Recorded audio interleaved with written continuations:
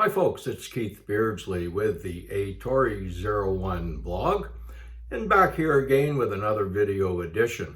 What I want to look at today is this business of the hybrid parliament that the Liberals and the NDP seem keen on doing.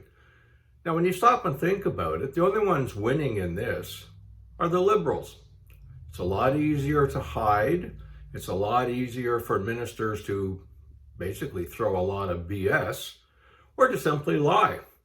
And don't forget, when a minister is sitting in an office somewhere, or even in his home for that matter, he's talking into a computer.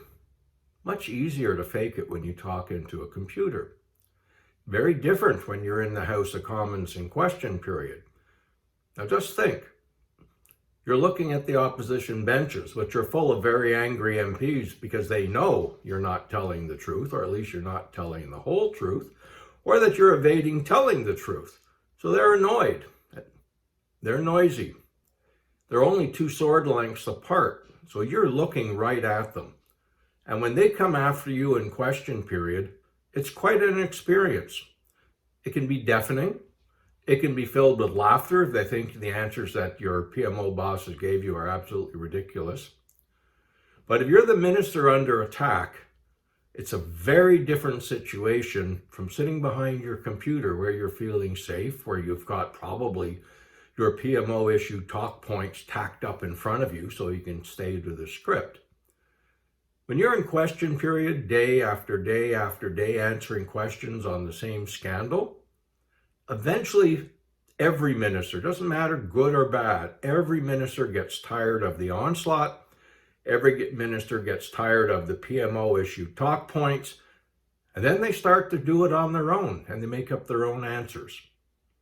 That's when they get caught. So yes, there's less accountability with a hybrid parliament. And don't forget all this nonsense, Go to the House of Commons or even watch it on CPAC. Most of the day, the House of Commons is pretty much empty. It fills up for votes, and it fills up for question period. But the rest of the day, there aren't really a lot of MPs, in that one big chamber. And for committees, much the same thing. There's usually enough room in a committee room for everybody to spread out. So, let's stop the nonsense about needing another year. You want to make it 3 months? You want to renew the issue again in September? That sort of makes sense, but why a solid year? Let's check what's happening in the British Parliament.